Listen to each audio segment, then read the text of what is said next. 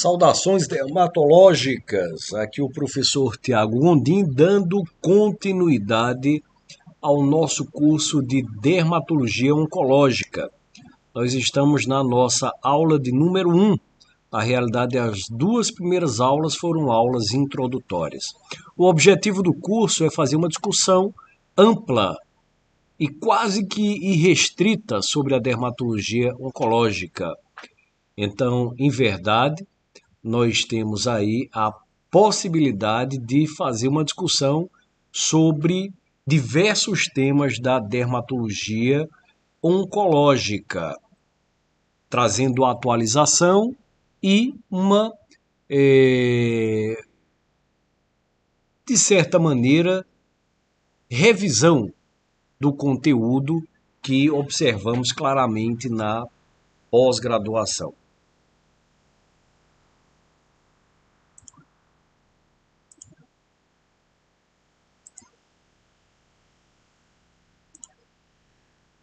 Então vamos começar avaliando um artigo de revisão,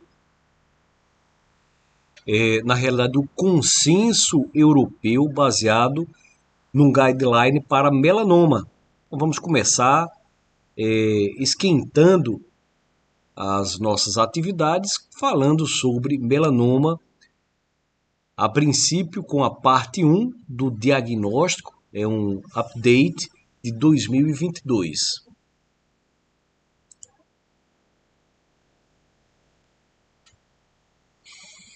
Então, esse artigo, na realidade, ele traz diversos outros artigos que datam do ano de 2021 e anteriores. Então, são artigos publicados até novembro de 2021. Foi usada uma metodologia para a inclusão desses artigos, né, para a realização do update, baseado em um instrumento, né, que é o AGRI-2.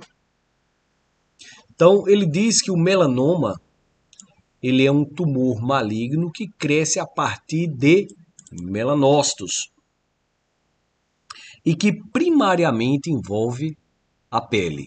Então, melanoma, tumor maligno que cresce a partir de melanócitos e que primariamente invade a pele. Contudo, ele pode crescer em outras estruturas, em outros órgãos e outros tecidos que não a pele. Inclusive podem ser primários desses tecidos, desses órgãos. É claro que principalmente nós temos a pele como sendo o seu principal, foco. Então, por exemplo, os olhos, a úvea, a conjuntiva ocular, o corpo ciliar são fontes para o aparecimento de melanomas, bem como as meninges, lembrando que a célula melanocítica ela vem do ectoderma e na realidade ela tem seu início embriológico no tubo neural, então daí a sua relação com meninges e também superfícies mucosas. Esses tumores normalmente eles são pigmentados, mas também podem ser amelanóticos. Normalmente são pigmentados, mas também podem ser amelanóticos. Então, tumores finos podem metastizar. Contudo, a maior parte dos melanomas não metastiza. 85% dos melanomas não metastiza. Isso é uma informação que, de certa maneira, nos estremece um pouco, já que costumamos falar que o melanoma é o tumor mais agressivo que possa existir, ou um dos tumores mais agressivos. Contudo, é bem verdade que, mesmo em sendo agressivo, esse tumor ele tenha um volume de metastização que é grande, mas não é de sua totalidade. É de aproximadamente 25%, 20%, 15% dos melanomas que encontramos normalmente. Então aqui o artigo, ele mostra, ele fala sobre 15% dos melanomas sendo melanomas que metastizam. 90% das mortes associadas aos tumores de pele são dos melanomas. Então, por isso, o grande temor do melanoma. 90% das mortes associadas a tumores cutâneos são relacionados ao melanoma. E a sua incidência vem crescendo, especialmente em pessoas que têm muita exposição solar. Aqui lembrando que falamos sobre o tipo de exposição solar. Pessoas de pele clara que tomam exposição intermitente, ou seja, aquelas exposições que são mais relacionadas à queimadura.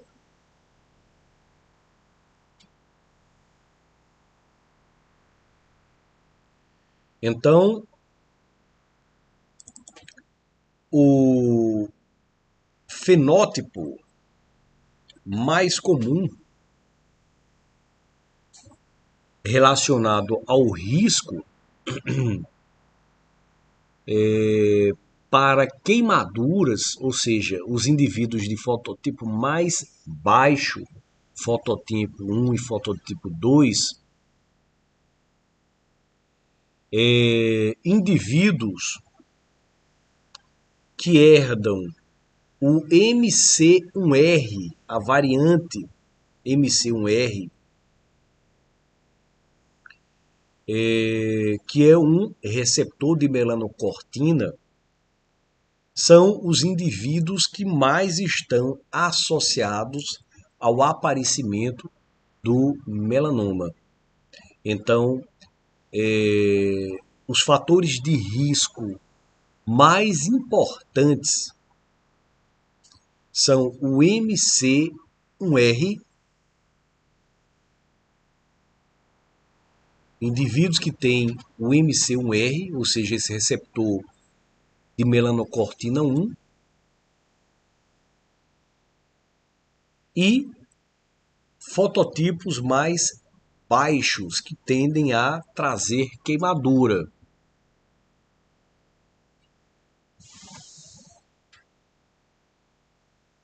Indivíduos com um grande número de névuos. E aqueles indivíduos que têm névuos congênitos grandes.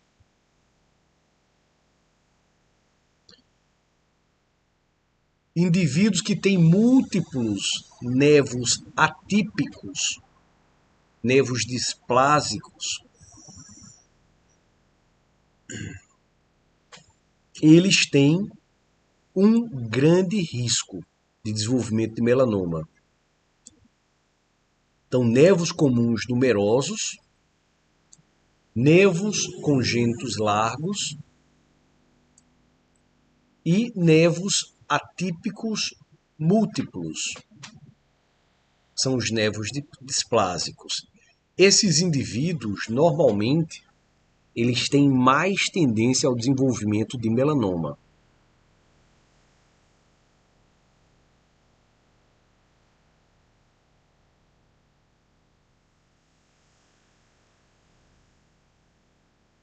Então, a herança, ela termina sendo um fator de risco, é um fator importante para o desenvolvimento do melanoma.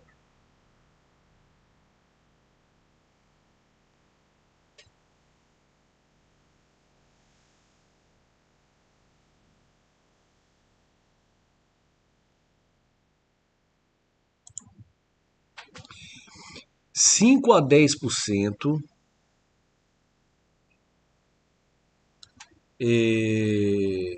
seria um percentual relacionado a, por exemplo, penetrância genética. para o desenvolvimento desse tipo de neoplasia.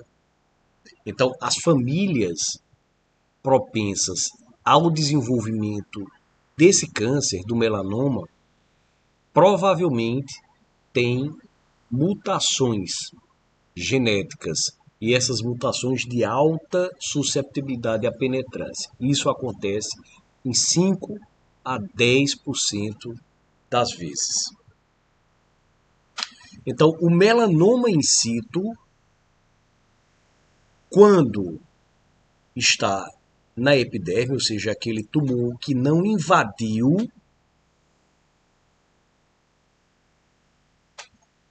ou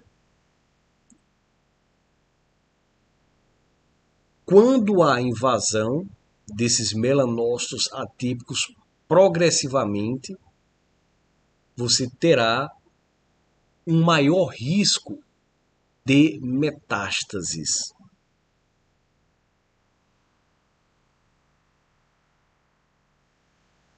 E existe aqui, o artigo traz alguns subtipos de melanomas invasivos. Então, 41% dos melanomas é o melanoma invasivo. 16% o melanoma nodular.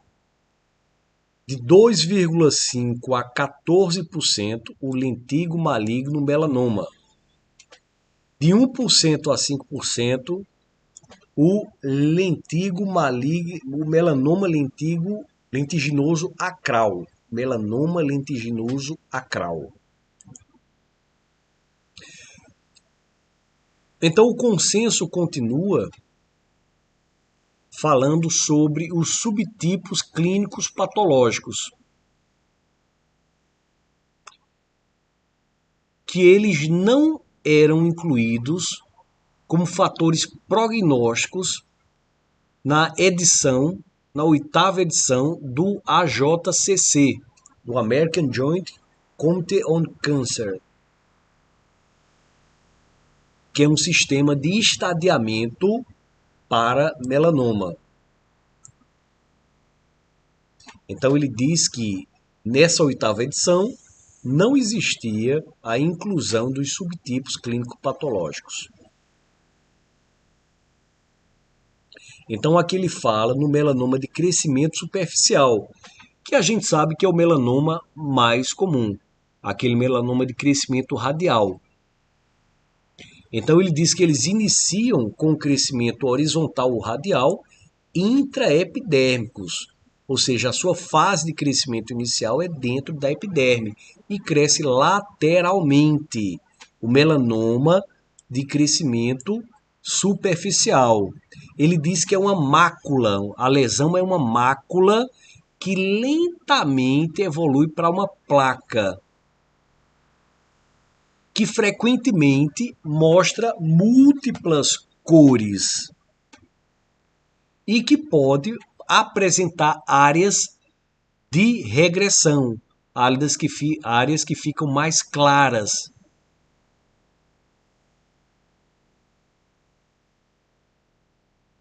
Então ele diz que a presença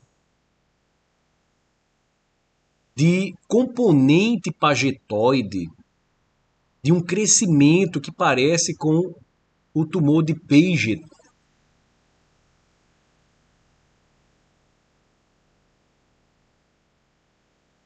ou seja, o crescimento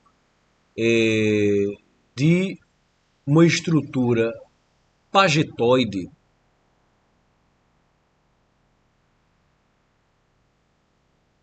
ele termina por fazer essa evolução lateral. Inclusive, muitas vezes, nós temos algumas outras patologias que podem trazer diagnóstico diferencial com esse crescimento pagetoide. Então, o outro tipo de melanoma mais comum, que é o melanoma nodular, esse tem um crescimento vertical. Esse crescimento que parte da epiderme para a derme e para cima. Ele cresce tanto para cima quanto para baixo.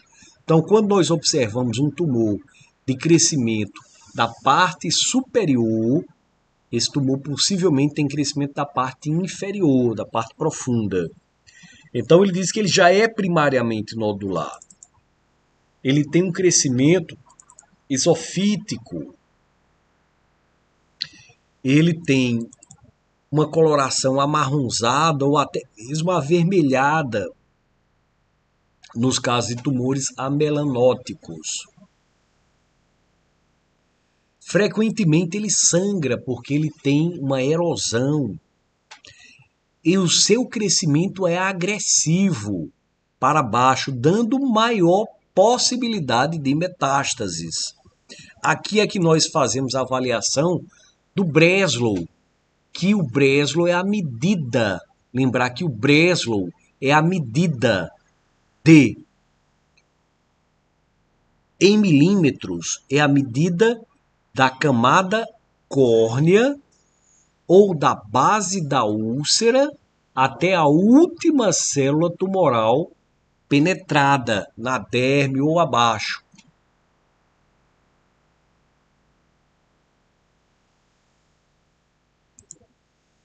Então, continuando, ele lembra do lentigo maligno melanoma,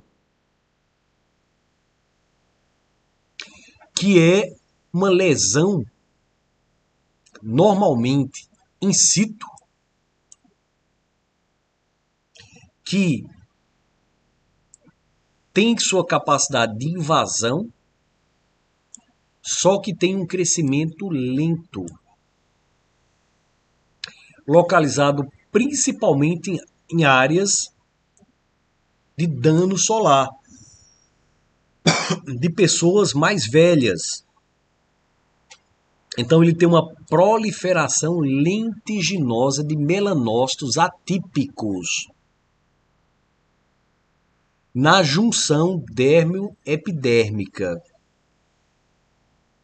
Essas células elas estão em uma situação de confluência, formando ninhos, formando redes na derme.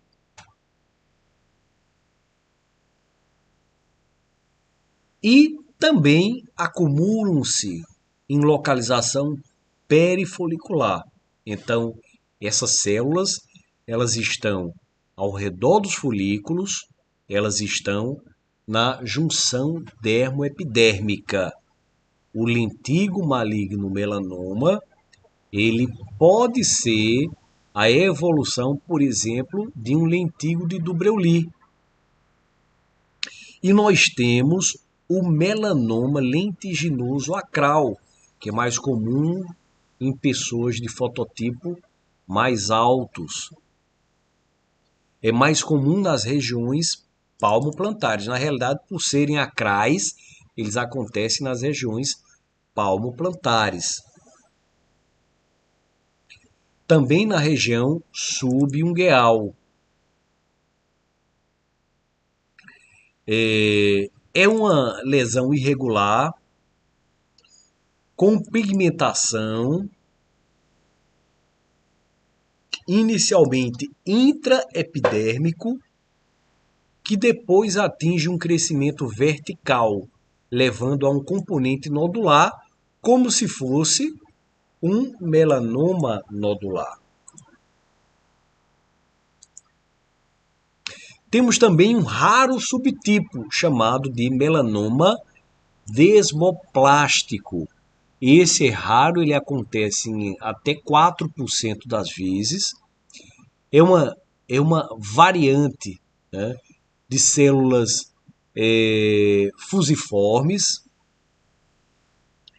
E essas células de melanoma, são separadas por fibras colágenas ou por estroma fibroso. Existe aqui um melanoma chamado desmoplástico. E esse melanoma desmoplástico, ele em geral, ele tem um risco maior, quer dizer, um prognóstico pior, por conta, inclusive, da possibilidade de penetração.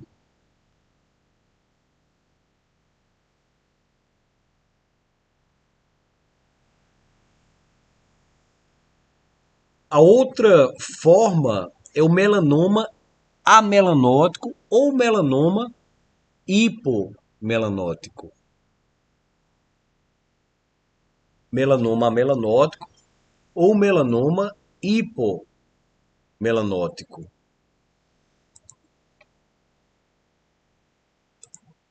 Então, na realidade, nós temos nessa situação um tumor um pouco mais difícil de diagnosticar. Ele não é tão pigmentado ou não é pigmentado, principalmente no que tange a sua visualização macroscópica. Então ele termina por perder essa característica melânica. Ele é mais frequente como uma estrutura nodular, então há mais risco de penetração, de verticalização, e também está relacionado ao subtipo histológico desmoplástico.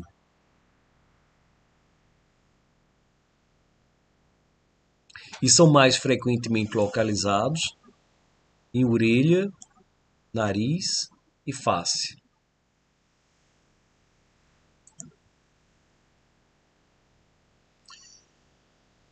Bom, e aqui o que diz a classificação da Organização Mundial de Saúde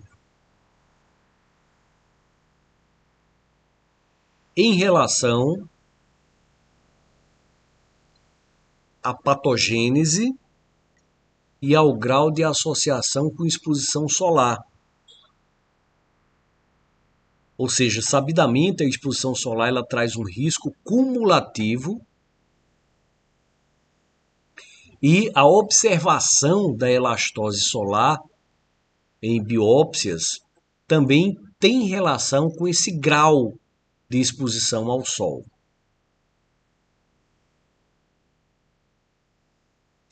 Então, no que tange a o risco, né, nós teríamos como um baixo risco os tipos de crescimento radial,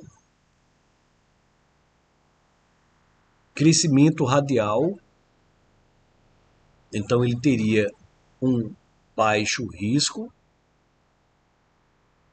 e o de crescimento vertical. Aqui o que a gente está falando em relação ao risco relacionado à própria exposição. Então, é o grau de associação com exposição solar. Então, isso seria baixo no melanoma nodular e no melanoma de crescimento superficial.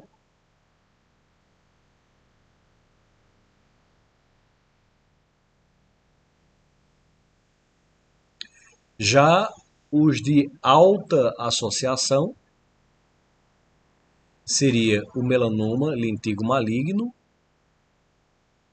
o melanoma desmoplástico e alguns subtipos do melanoma nodular. Então, quando se trata de áreas não expostas ao sol,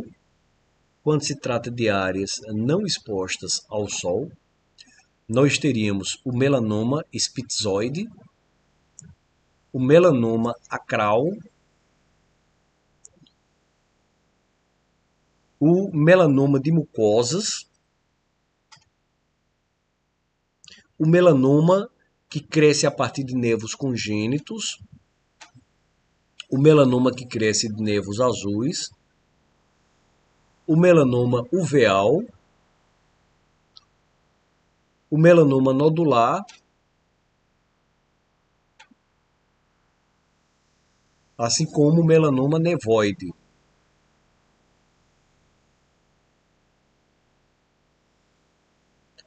Algumas assinaturas moleculares relacionadas com o melanoma.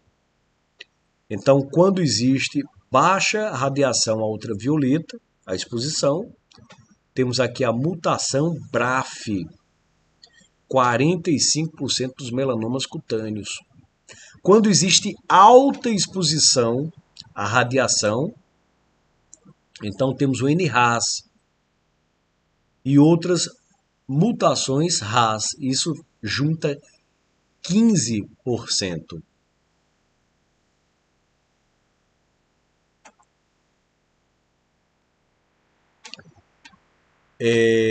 Assim como melanomas que não são relatados à exposição também têm baixa frequência de mutação SEQUIT. Então é importante a gente lembrar desses tipos de assinaturas moleculares. A mutação BRAF, o NRAS e o SEQUIT. Mutação BRAF, o NRAS e o SEQUIT.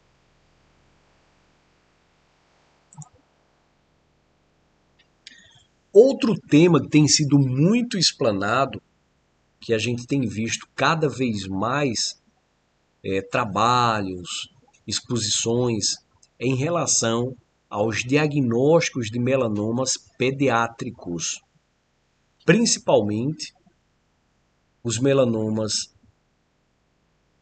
que estão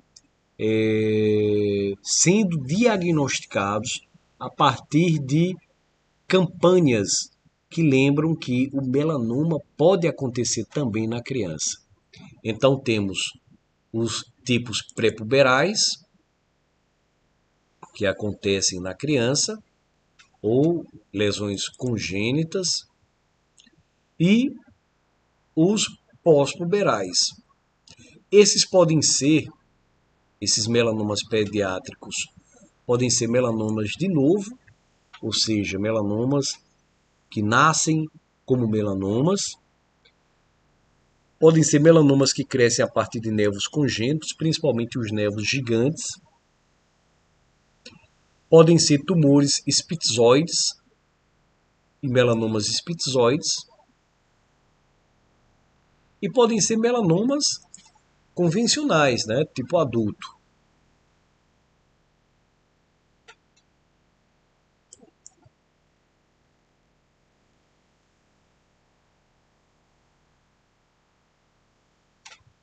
Nós temos também que o melanoma metastático, que ele é falado aqui no consenso, ele é derivado de um outro tumor, de um tumor primário. Então ele é um tumor secundário. Normalmente esse tumor primário está na pele. O artigo fala nas satelitoses, das microsatelitoses e nas metástases em trânsitos. As metástases em trânsito. Fala nas metástases nodais,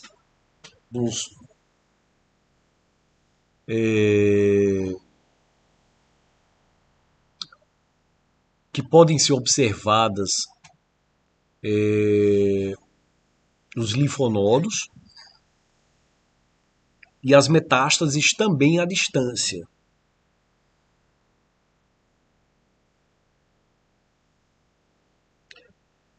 Ele diz que as investigações genéticas mostram que os melanomas que normalmente metastizam e que não se sabe onde eles estão, em geral, eles crescem na pele. Então vejam a importância do dermatologista nesse diagnóstico. E aqui nós temos a 8ª edição do AJCC, que traz a classificação dos melanomas e os novos biomarcadores potenciais. Ele começa dizendo que 90% dos melanomas, 90% são diagnosticados de tumores primários, como tumores primários, sem uma evidência de metástases.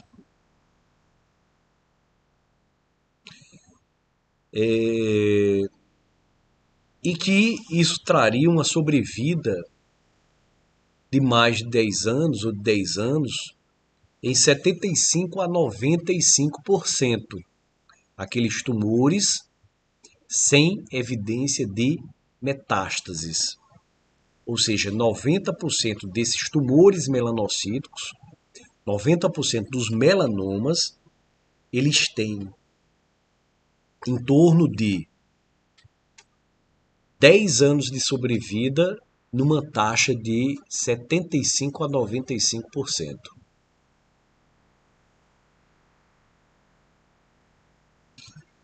Ele diz que o prognóstico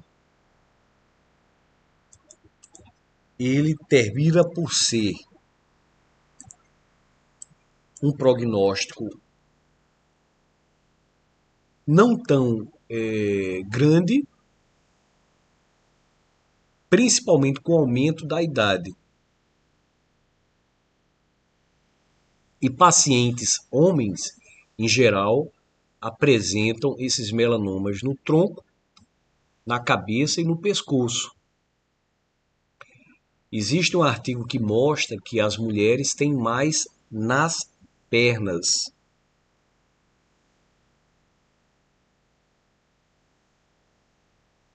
E que as metástases, elas seguem as vias linfáticas ou rotas hematogênicas. E que 2/3 das metástases,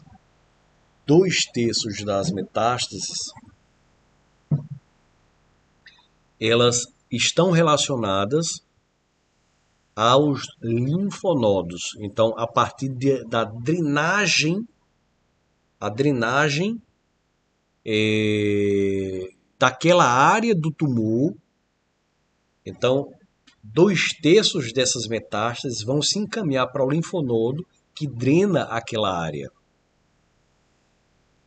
E ele fala sobre as metástases regionais.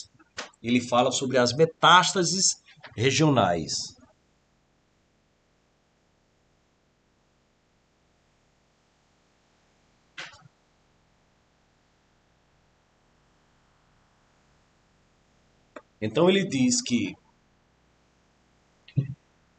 metástases satélites estão a cerca de 2 centímetros do tumor primário.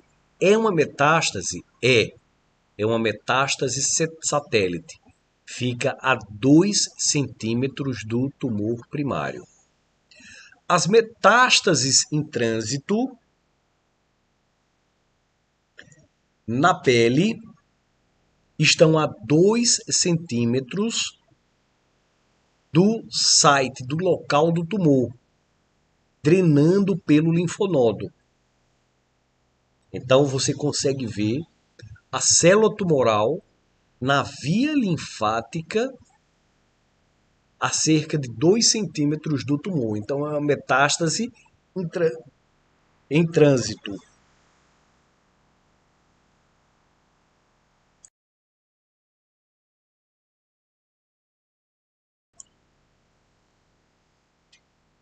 Já as micrometástases regionais em linfonodos atingem linfonodos sentinelas e podem ser diagnosticados a partir, por exemplo, da biópsia do linfonodo sentinela. E nós podemos encontrar macrometástases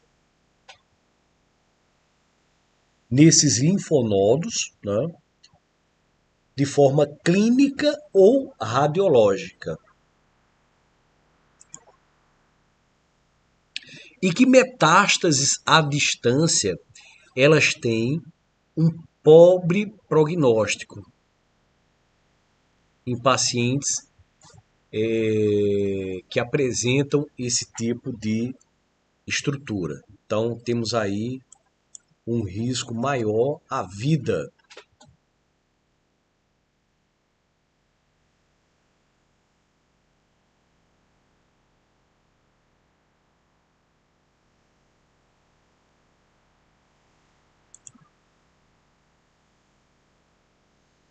O prognóstico, o prognóstico do tumor vai depender de algumas situações, principalmente do número de órgãos envolvidos, se existem metástases cerebrais que são mais graves, e até para a possível cirurgia se torna mais difícil. E o nível do DHL também está relacionado com o prognóstico.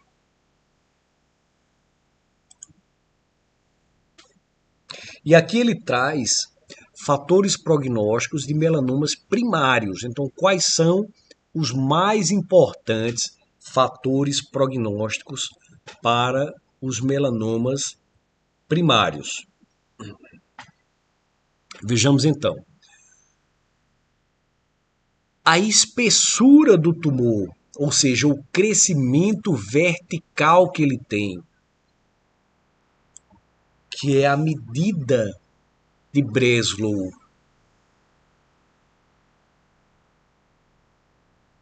ou a espessura de Breslow.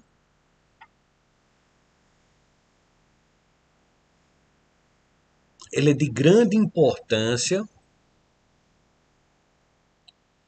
para o prognóstico.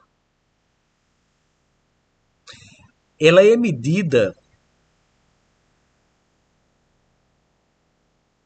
do final da camada, do início da camada córnea, ou seja, da camada granulosa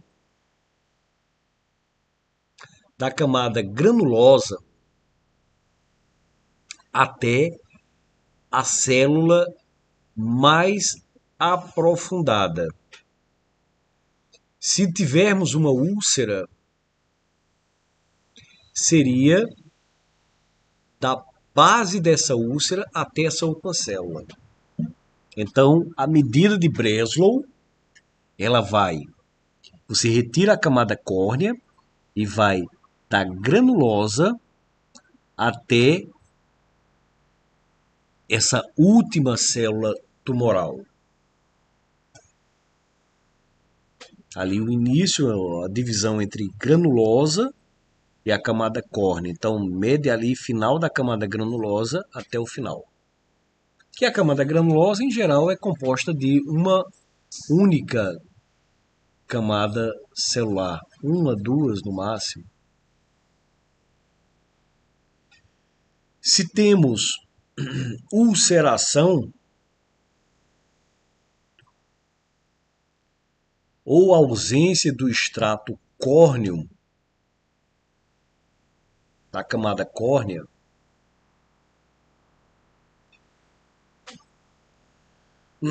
nós temos também uma piora do prognóstico.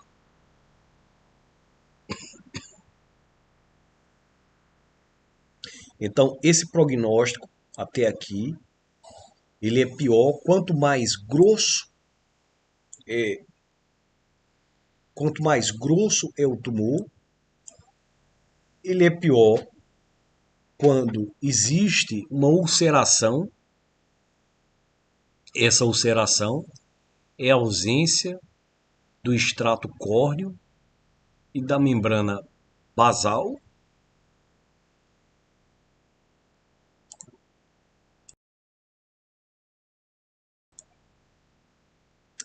E, e termina por haver também um afinamento, um apagamento ou até uma hiperplasia reativa da epiderme que está ao redor. A taxa mitótica também, pela oitava edição do AJCC, ou seja, o número de uma mitose por milímetro quadrado, é um fator prognóstico, dito fator prognóstico independente.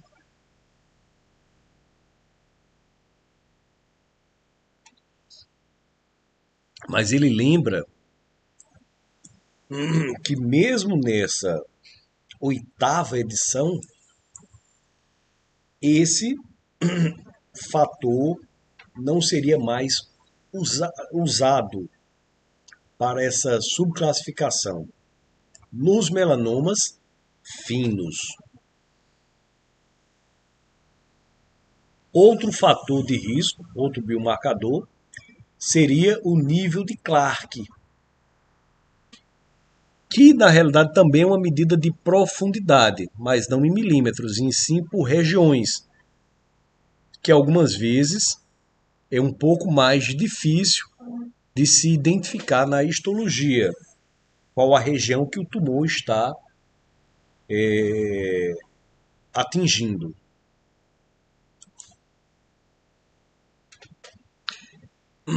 Outro biomarcador seria então o nível do DHL,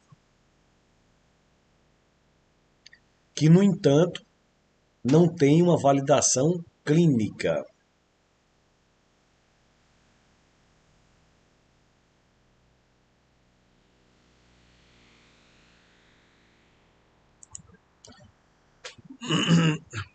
O artigo também fala sobre a regra do ABCD, que fala sobre a simetria da lesão, o A, fala sobre os bordos irregulares, o B, fala sobre a variedade de cores, o C, e fala sobre um diâmetro mais largo que 5 milímetros.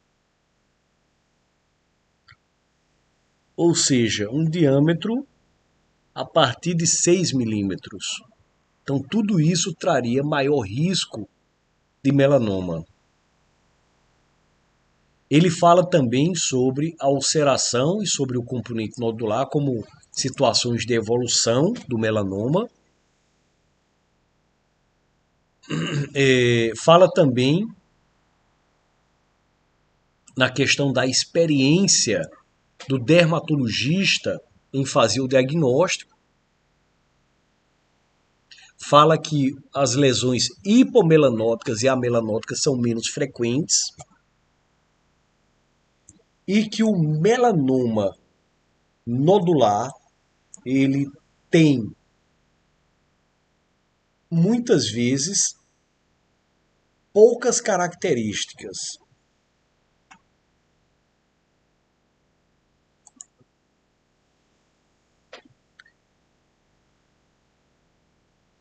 E isso traria também um fator prognóstico. O diagnóstico diferencial clínico.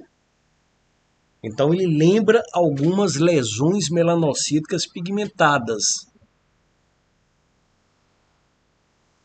que teria maior risco. Então lesões congênitas, névicas, lesões melanocíticas névicas comuns, nevos atípicos. Então, são diagnósticos diferenciais para o melanoma. Lesões pigmentadas, mas que não são melanocíticas, também trazem diagnósticos diferenciais, como a ceratose seborreica, o lentigo actínico, o hemangioma, o dermatofibroma, o carcinoma basocelular pigmentado e outros tumores não pigmentados, como hemangioma, já que o melanoma pode ser amelanótico.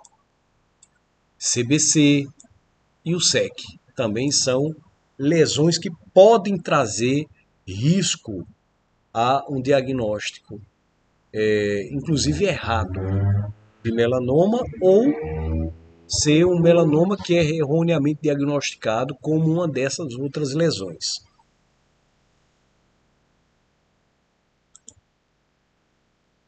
Então, os diagnósticos clínicos, eles exigem uma examinação da pele, o exame visual total do corpo, avaliação das regras do ABCD, e aqui tem o E, que significa evolução ou modificação.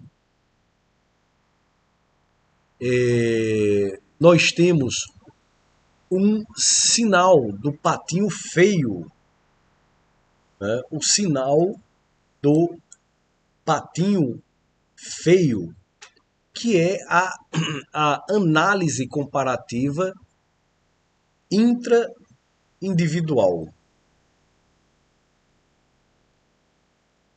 E temos também avaliação de documentação.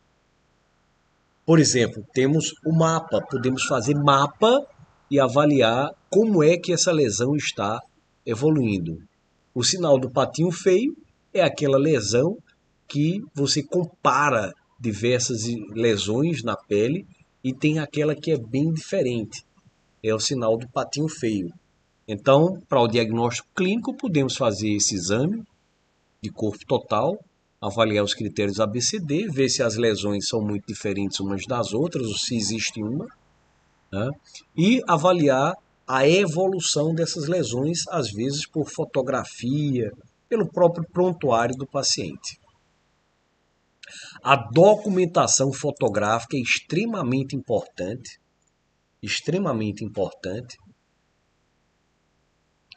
e ela se relaciona, inclusive, com a avaliação posterior de lesões que foram retiradas.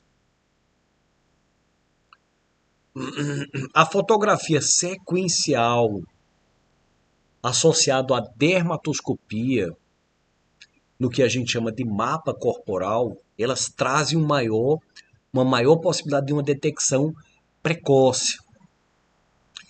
Avaliar riscos por grupos, ou seja, grupos que têm predisposição genética, pessoas que têm história familiar, pessoas que têm alta quantidade de nervos, podem trazer ajuda ao diagnóstico. Hoje se fala muito, ou já se falou muito, talvez hoje não se fale nem tanto, mas já se falou muito, sobre a microscopia confocal reflectante, como uma ferramenta que não dermatoscopia, mas uma ferramenta que traz uma avaliação em vivo da histologia a partir de lasers, que fazem um mapeamento da estrutura citológica, ou seja, da histologia. Então ele traz uma maior possibilidade de diagnóstico, embora ainda não seja um equipamento, uma metodologia acessível à maior parte dos dermatologistas, e estando ainda muito mais em fase de testes já há alguns anos.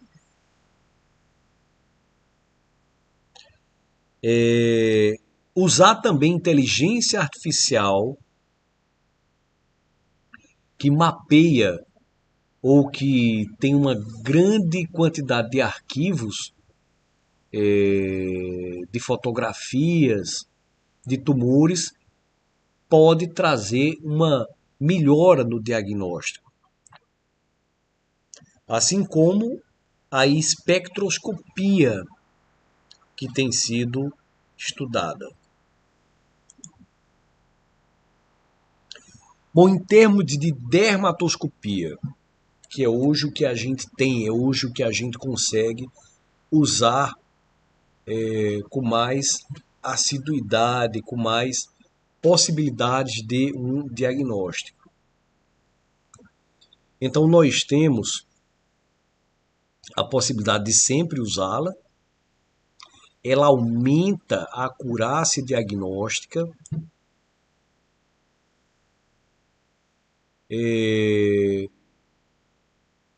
ela tem uma relação de sensibilidade de 89% e de especificidade de 79%. É claro que isso aqui depende de qual metodologia. Ela consegue ver as múltiplas cores, a assimetria das estruturas, as redes pigmentadas atípicas, os pontos marrons, negros, irregulares, os glóbulos, as estrias irregulares, consegue ver os pseudópodes irregulares, a hiperpigmentação de áreas também é bastante observável, as manchas irregulares, os borrões,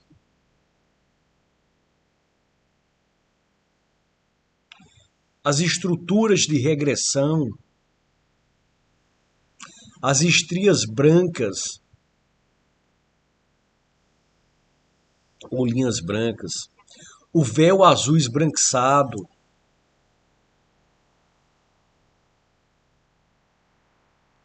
que falam de melanomas invasivos. Nos casos dos melanomas amelanóticos, aí temos as estrias brancas, que falam no sentido de fibroplasia. O padrão vascular também pode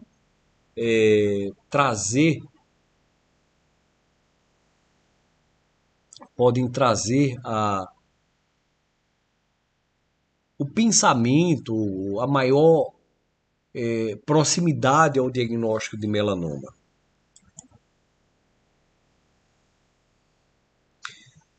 Então, alguns padrões, como o padrão paralelo, né, de linhas paralelas, principalmente utilizado para os melanomas acrais, onde se observa o tipo de pigmentação, se a pigmentação ela acontece nos sulcos ou nas cristas. Então, sabidamente, a pigmentação em sulcos, elas apontam mais para a benignidade. Já a pigmentação das cristas, mais para a malignidade.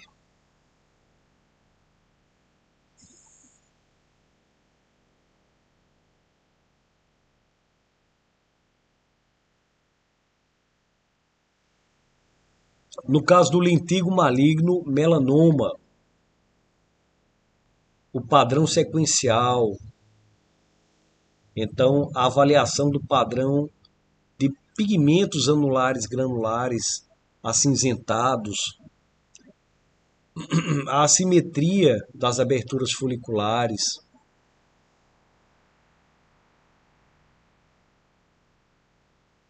e as estruturas romboidais apontam para o diagnóstico de melanoma.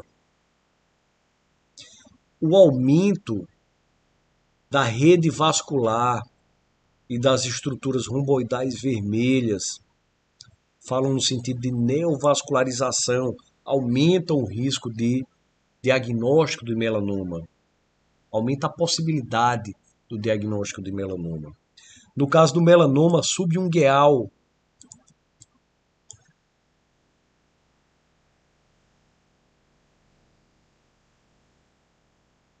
Então, temos a pigmentação da unha. Quando temos linhas regulares, linhas que comparar, eu costumo comparar a frenagem. Então, a frenagem ABS ou a frenagem sem ABS? Quando temos uma frenagem ABS, nós pensamos mais nos melanomas. Quando não, pensamos em outros diagnósticos como nevos, como pigmentação racial, farmacodermias.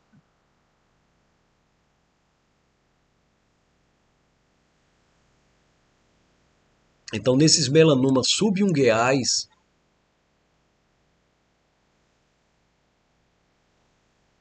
podemos ver um sinal chamado sinal de Hutchinson, que é um sinal de derrame pigmentar.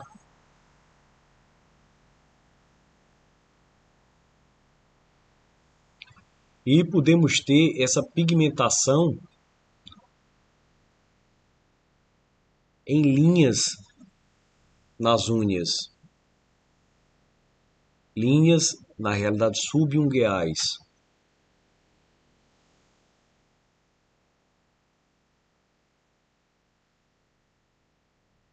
que são as melanoníqueas.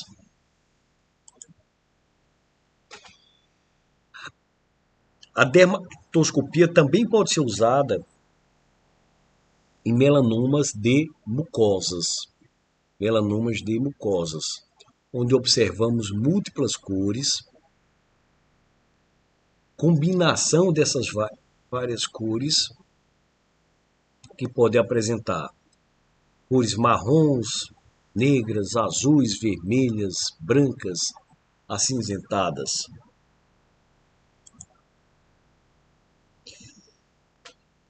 E o artigo parte então para o diagnóstico histológico. Parte então para o diagnóstico histológico, que nós vamos deixar para a nossa segunda aula.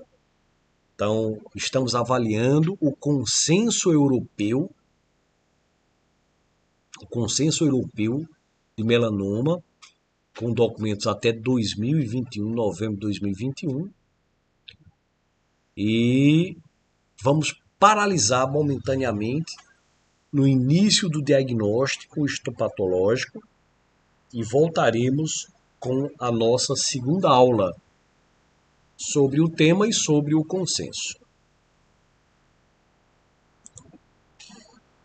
Então, me despeço agora, momentaneamente. Meu nome é Tiago Gondim, sou médico dermatologista e sou coordenador das pós-graduações em dermatologia do Colégio Brasileiro de Medicina e Saúde. E estamos no curso de oncologia dermatológica, ou seja, o curso CBMS em dermatologia oncológica. Saudações a todos.